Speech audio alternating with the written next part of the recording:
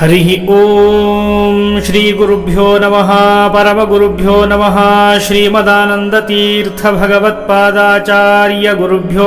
नमः। हरिः ओम अथ षोडशः सर्गः। साधुभ्यो मधुमथनाङ्घ्रिभक्तिभाग्भ्यः श्रौतेभ्यो विततमतेर्महानुभावम् वेदान्तं स्वयमिव बन्धमोक्षमूलं व्याचष्टस्फुटमथ कोऽपि कोविदोऽत्र गोमत्यास्तटनिकटेच्छकीर्तिचन्द्रं विश्वज्ञं क्षितिपतिरन्त्यवर्णजन्मा विद्वेष्टा श्रुतिगुणसाधकं श्रुतीनां वाचालो वचनमुवाच वाग्मिवर्यम् उन्मत्तप्रलपितवन्न तद्धिमानं यद्वाक्यं व्यभिचरति क्वचित् फलेऽत्र दृष्टान्तो भवति तदप्रमाणतायां सर्वेषां श्रुतिवचसां च सर्वथेति वेदोक्तं फलमलमाप्यतेऽधिकारादित्युक्तो तनुमनसाभ्यधत्त धूर्तः योग्यत्वे सति न हि दृश्यतेऽधिकारी नातस्यात् सखरविषाणवत्सदेति आक्षेपं तमसः मान उच्चमानः सद्योऽसौ निजकरपल्लवद्वयेन आदाय व्यतनुत बीजमोषधीनां सूक्तेनाङ्कुरदलपुष्पबीजसृष्टिम् व्याख्याता निशिष कदाचन प्रदीपे संशान्ते पुनरपि वाचयां बभूव शिष्यान् स्वान् पुरुकरुणां बुधिर्निजाङ्घ्रेरङ्गुष्टस्फुटनखरान्तरोचिषैव तीर्थार्थं पृथुतरवप्रपातिवारां धाराणां रयसः न क्षमां महेक्षः आनीतां दशशतपुंभिरत्यशक्त्या प्रेक्षोचे विपुलशिलां क्वचित् स मुक्ताम् लोकानामुपकृत एकुतः शिलेयं निन्नेनो इति जनता जगाद तत्र नेतारो यतिवरमानवान हीमां भीमश्चेदिह यततेन येन्न वेति निन्नेतां गिरिमिव वानरीकृतात्मा लीलावत्करकमलेन सोमलेन तत्रापि न्यधिततयास्य सूच्यतेलं तत्तुङ्गां ननु निकषाधुनापि कर्म सङ्घातेरधिकथनैरलङ्कृताध्वा शिष्याणां यतमनसामुतेतरेषाम्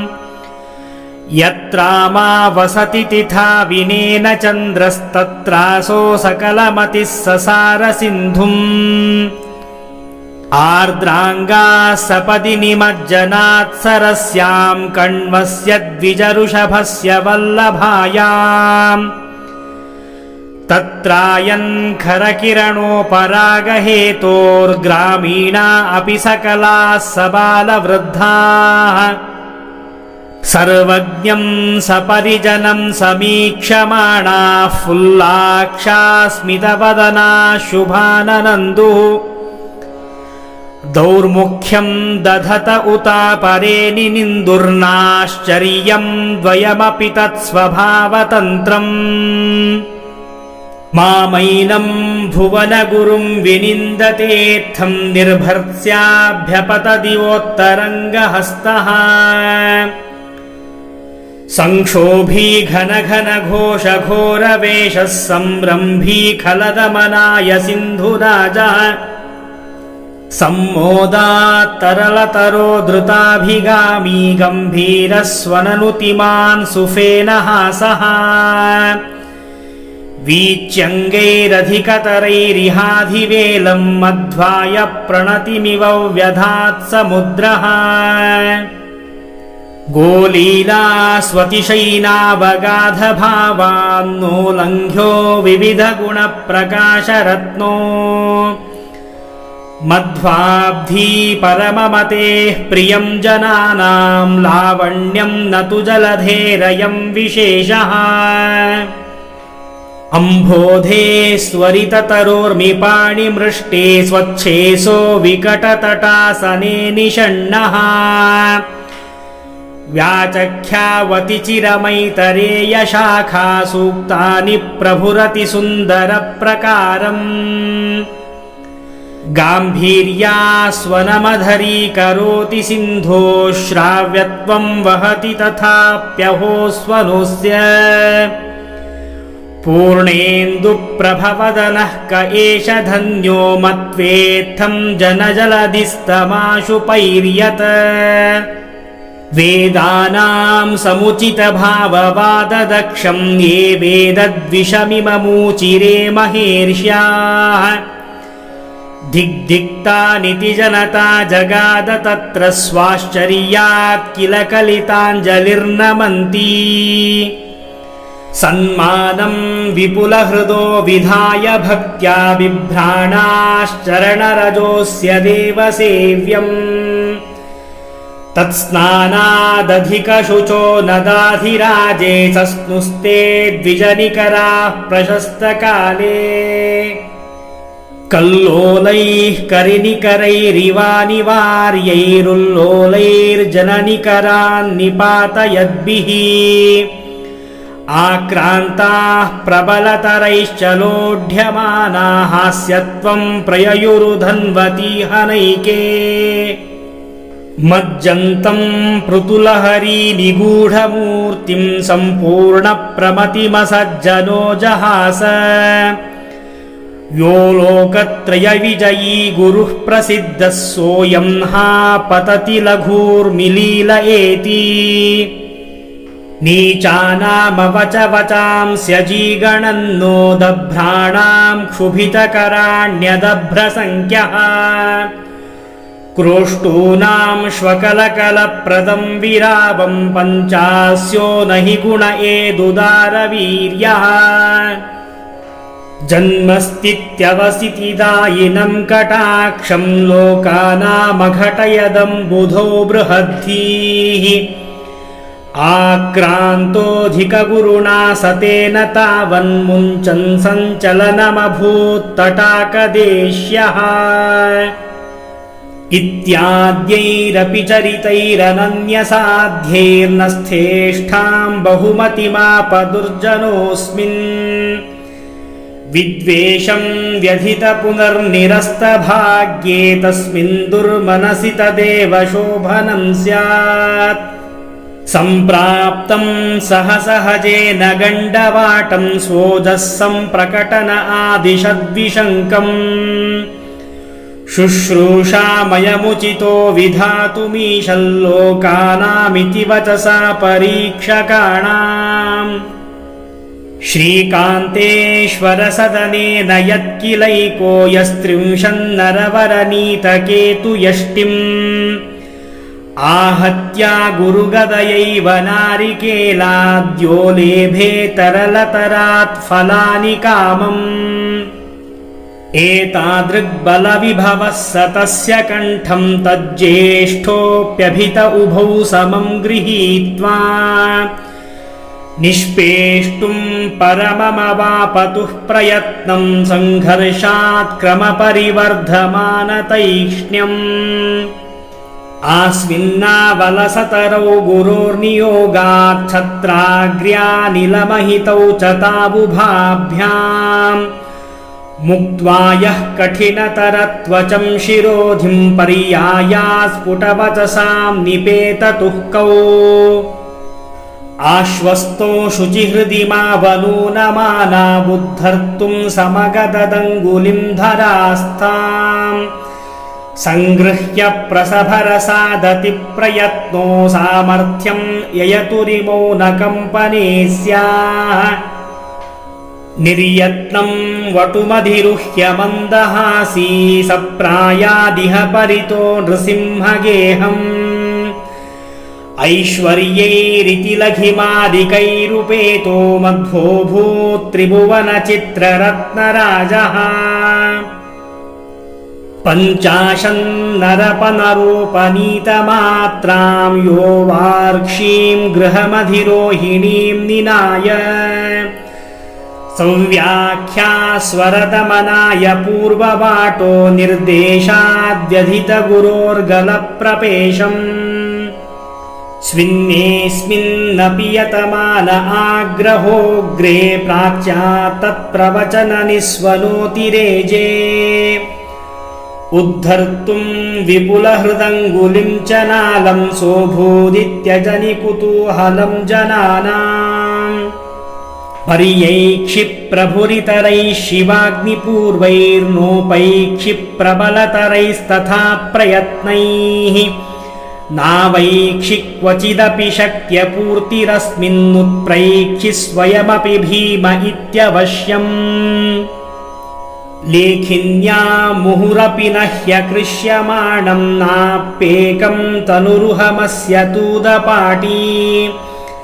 नासाग्रे मृदुनिकृतैश्च मुष्टिघातैर्नासेन्दोरतिबलिभिः प्रसन्नतासि पञ्चास्य स्वभिरिव वै विहीनसारैरम्भोधिर्नगसरितां जलैरिवाल्पैः खद्योतैरिव तरणिर्विडम्बयन् प्रत्यर्थि स्वसमनरैर्व्यवाहरत्सः पारन्ती सुरसदनं विशालसंवित् सम्प्राप्तः खलु सुचिरान् निवेद्यहीनम् ग्राम्याग्र्यक्षितिपतिभिर्दिनार्धमात्रा तद्भूतिर्व्यधितसभूतबल्यनल्पाः भीमत्वे सह सहजैः प्रतिष्ठितः प्राक् पञ्चात्मा मुररिपुरञ्चितो यदत्र पाञ्चाल्या बलिसलिलं समं ददत्यात् सोऽस्मार्षीत्तमिममथ प्रपूज्य पूज्यः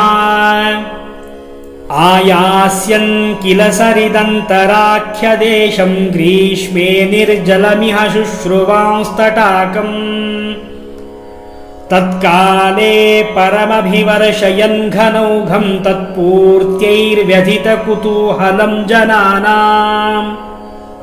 दुर्मन्त्रैः खलपटलैः प्रचोद्यमानो ग्रामेशो वृषलपतिः प्रहर्तुमेनम् सम्प्राप्तस्तत उत यान्तमीक्षमाणः प्रोद्यन्तं रविमिव विस्मितो ननाम क्षेत्राग्र्यं त्रिभुवनवैद्यनाथनाथं प्रस्थाय प्रचुरतरान्तरः प्रभावी श्रीकृष्णामृतपरमार्णवाभिधानां चक्रे सद्वचनततिं स्वभक्तभूत्यै सग्रामं परमभियात उच्चभूतिं विद्वांसः क्वकुहरकूपदुर्धराभाः इत्यूचे मदमतिमानिनोऽखिलज्ञं मन्यस्य क्षपयितुमेव तज्जनस्य सर्वज्ञोऽप्ययमधिकं न यज्ञभङ्गीं संवित्तेयतिरिति बद्धनिश्चयोऽसौ आभान्तं परिषदि मत्सरादपृच्छत्कर्मार्थश्रुतिगहनार्थखण्डभावम् छन्दोभ्यश्च्युतरससङ्ग्रहप्रवीणान् षष्ठेन्हि प्रतिविहितान् प्रजाधिपेन